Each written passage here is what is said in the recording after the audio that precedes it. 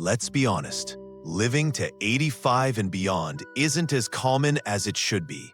Not because the human body isn't capable, but because most people unknowingly walk into the traps of slow self-destruction. I don't say that to scare you. I say it to wake you up. Because after 60, every choice matters more than ever. Every meal, every movement, every moment of stress or rest, it either builds your future or chips away at it. And by the time someone hits their 70s, these small daily habits become the very reason they don't live to see 85. Now, most people assume that reaching 85 is about luck or good genes. And while genetics certainly play a role, the truth is much simpler and much more controllable. Research tells us again and again that lifestyle, not luck, is the primary reason people either thrive or decline after 60. The habits you build or break are far more predictive than your DNA. In fact, studies from the National Institute on Aging and Blue Zones across the globe show that people who consistently live past 85 often do so not because of radical health routines, but because they avoid 5 silent, deadly habits that most others ignore. These aren't flashy, headline-grabbing behaviors. They're subtle, quiet, often wrapped in routine, and that's what makes them dangerous. The saddest part? Most people don't even realize they're doing them. They think it's normal to feel tired, or everyone slows down after 70, or this pain is just aging. But that's not aging. That's warning. That's your body trying to whisper to you before it's forced to scream. So in this 6-part series, I'm going to walk you through these 5 deadly habits in depth, what they are, how they slowly dismantle your body and mind, and most importantly, how you can stop them. Because here's the truth. Aging is inevitable, but deterioration is not. If you're watching this and you're over 60, this is your wake-up call. And before we go further, let me make something clear. This isn't about perfection. This isn't about shaming you for the habits you've picked up over time. It's about power. Reclaiming your power to live a longer, sharper, more joyful life. You still have more time. You still have more control than you think, but you have to start now. In this first part, we're laying the foundation. Understanding why so many people die before 85. It's not usually from sudden catastrophes, it's from accumulation. Years of sitting too long, stressing too much, sleeping too poorly, eating too carelessly, and disconnecting from purpose. These things compound, and eventually, they collapse the system. For example, the Centers for Disease Control and Prevention lists heart disease, stroke, diabetes, Alzheimer's, and respiratory illnesses among the top causes of death after 60. Deadly habit number 1, sitting too much, moving too little. Let's talk about the most widespread, sneakiest killer of all after 60, sedentary living. I call it the quiet killer. Because unlike heart attacks or strokes that arrive suddenly, this one slowly suffocates your vitality in plain sight, while you sit there, not realizing what's happening. Here's the brutal truth. If you sit for more than 6 hours a day without consistent physical movement, you're shortening your lifespan, sometimes more than smoking a pack of cigarettes a day. This isn't an exaggeration. It's backed by decades of research, including studies from the Mayo Clinic and the American Heart Association. And yet, after 60, it becomes almost the norm. Retirement, limited mobility, fear of falling, or just plain exhaustion lead many seniors into the trap of sitting too much. Watching TV, reading, chatting on the phone, scrolling through a tablet, it feels restful. But over time, too much sitting robs the body of circulation, oxygen, joint flexibility, and metabolic fire. It leads to stiff legs, tight hips, weak lungs, poor balance, and chronic inflammation. And let's not pretend it only affects the body. Sedentary living dulls the brain. Your memory begins to fog. Your alertness drops. Even your mood can sink into subtle depression because movement isn't just physical stimulation, it's brain food. Every step you take increases blood flow to your brain and signals your nervous system. Stay sharp, stay alive. And here's where it gets worse.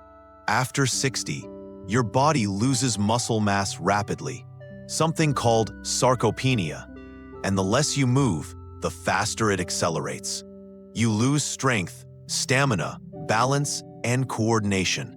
And once you lose those things, everyday tasks become harder. That's when falls happen. That's when independence disappears. That's when people go from walking freely to needing assistance. So how do you fix it? You don't need to run marathons. You don't need a gym membership.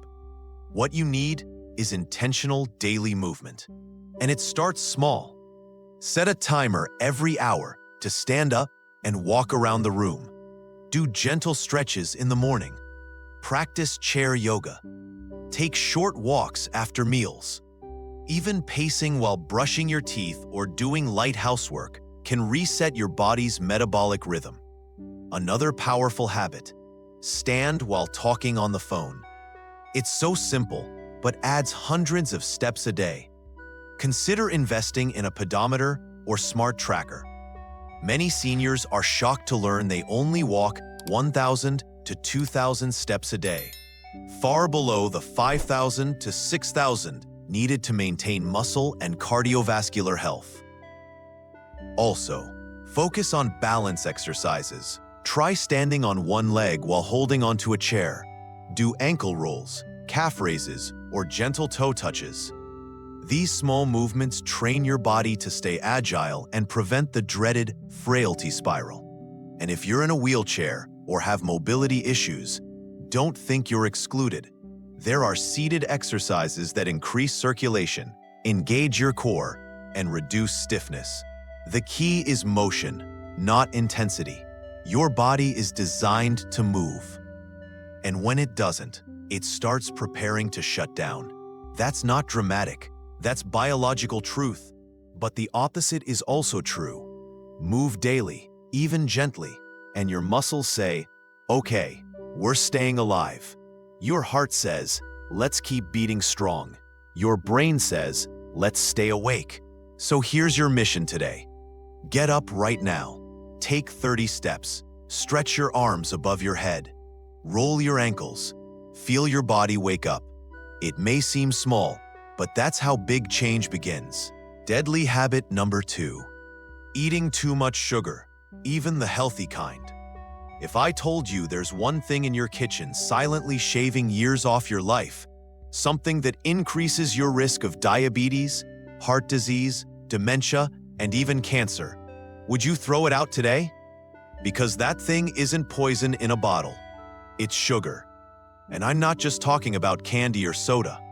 I'm talking about the sugar that hides in your so-called healthy foods, your sauces, your cereals, your salad dressings, even your bread. After 60, your body becomes more sensitive to glucose spikes. Your pancreas works harder. Your insulin response slows. And when sugar is consumed in excess, even in the form of natural sugars from fruit juice or granola bars, it causes inflammation that damages your arteries, your joints, your brain, and your immune system. The American Heart Association recommends seniors consume no more than 25 grams of added sugar per day. That's about 6 teaspoons. But the average older adult in the US consumes 3 times that, most of it unknowingly. A bowl of heart-healthy cereal can pack 15 grams. A flavored yogurt, 20 grams. A tablespoon of ketchup, 4 grams. It adds up quickly, and over time, it wreaks havoc. Sugar feeds belly fat, increases blood pressure, and accelerates cognitive decline. Studies have shown a clear link between high sugar intake and higher rates of Alzheimer's and vascular dementia. That's because excess glucose causes insulin resistance, which prevents your brain cells from absorbing the fuel they need. It's like starving the mind while overfeeding the body. And let's not ignore the emotional roller coaster sugar creates. After 60, your mood can become more sensitive to spikes and crashes in blood sugar. You might feel anxious, foggy, irritable, or even depressed without realizing sugar is the cause. Worse, it becomes a cycle. You eat sugar for comfort, it drops you into a slump, and then you crave more to feel normal again. So what can you do?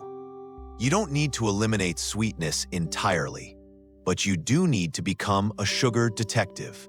Start reading labels, not just for calories, but for added sugars. Watch for hidden forms like sucrose, fructose, corn syrup, maltodextrin, or agave. They may sound different, but your body reacts the same way. Replace sugary snacks with high-fiber options like nuts, berries, or plain Greek yogurt. Swap out sweetened drinks for water with lemon or herbal tea. If you crave dessert, choose fruit, whole fruit, not juice, and eat it with protein to slow the sugar release. Breakfast is a huge culprit. Most seniors start their day with a sugar bomb, toast with jam, sugary cereal, or fruit juice. Instead, try eggs with avocado, steel-cut oats, or a smoothie with leafy greens and a handful of berries. This sets the tone for steady energy instead of a crash. And remember, you can retrain your taste buds. After 2 weeks of reducing sugar, food starts tasting sweeter naturally. Your cravings reduce, your energy levels stabilize, you sleep better, your brain feels sharper, and most importantly, your internal inflammation goes down. Deadly habit number 3, poor sleep that silently ages your brain and body. Most people don't realize how powerful sleep truly is, especially after 60. And sadly, many seniors treat it like a luxury, not a necessity. But here's the blunt truth. If you sleep poorly in your 60s and 70s, your body begins to break down faster. Memory slips, heart strain increases, your immune system weakens, and your lifespan shortens. That's not fear-mongering, it's biology. Let's start with what happens inside your body when you sleep. Sleep isn't just rest, it's repair. It's when your brain cleans itself, when your heart slows down to recover, when your muscles rebuild, and when your immune system resets. Think of it like taking your body to the repair shop every night. Now, imagine skipping that repair shop for days or weeks at a time. The damage piles up, and it shows. Research from Harvard and the National Institute on Aging shows that people who consistently get fewer than 6 hours of quality sleep have dramatically higher risks of Alzheimer's, cardiovascular disease, diabetes, and even certain cancers. Poor sleep also throws off your hunger hormones, making you crave sugar and carbs, and raises cortisol, the stress hormone that causes inflammation. But the most tragic part, many seniors accept poor sleep as normal. They say, "Oh, I'm just a light sleeper now," or "I wake up a lot, it's just aging." But waking up 5 times a night, or sleeping in chunks instead of cycles, isn't just an annoyance, it's a health crisis in disguise. What causes this broken sleep? Napping too much during the day, eating too late, or consuming caffeine in the afternoon, watching TV or scrolling screens right before bed, sleeping in a noisy, bright, or uncomfortable environment, anxiety, worry, or depression left unspoken. Each of these chips away at your sleep quality. And the worst part? Most people don't realize it's quality, not just quantity, that matters. You can be in bed for 8 hours, but if you're tossing, waking, or not reaching deep stages of sleep, your body doesn't heal. So how do you fix it? Start with your evening routine. The hour before bed is sacred. Dim the lights. Avoid screens. Listen to calming music or read a physical book.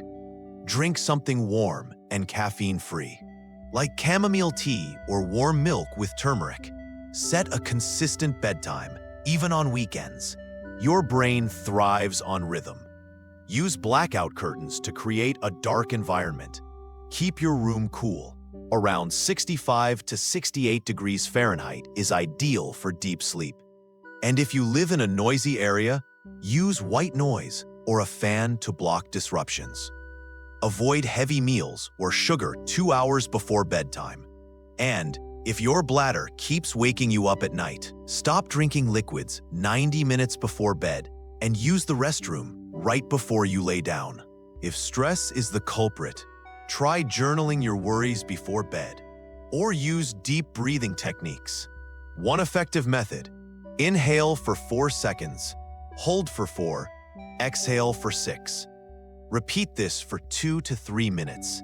It triggers your parasympathetic nervous system to relax.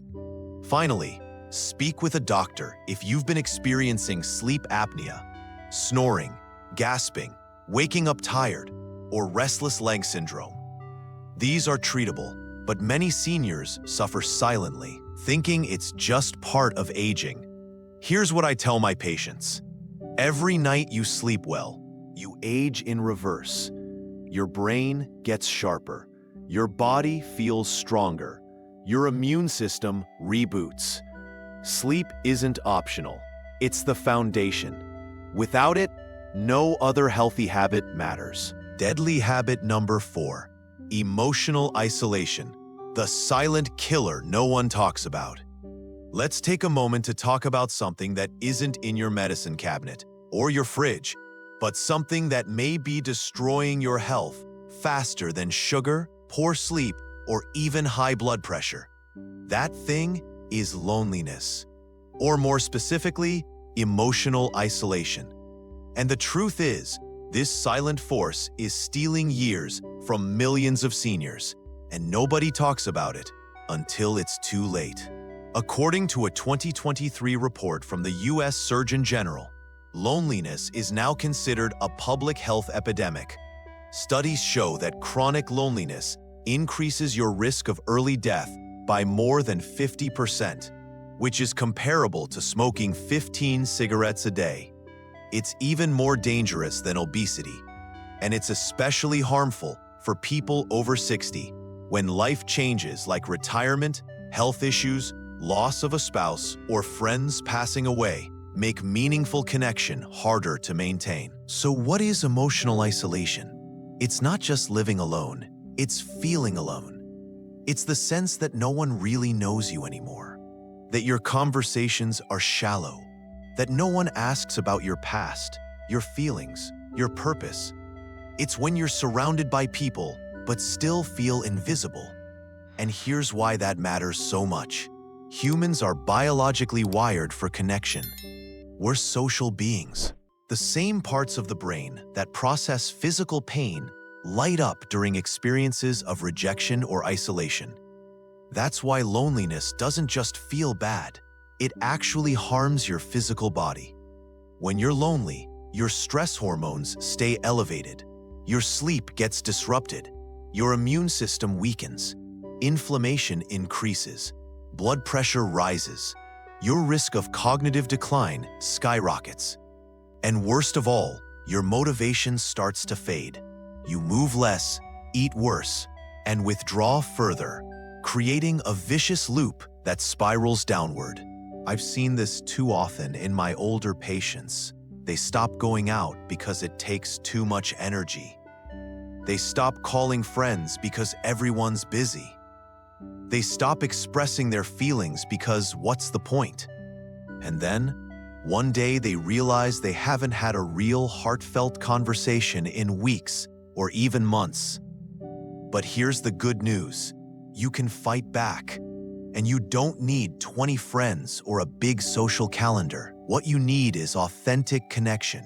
Even just one person who sees you, listens to you, and shares openly with you. Start by reaching out to old friends. Don't wait for them to call. take the lead. Send a voice message or write a short note.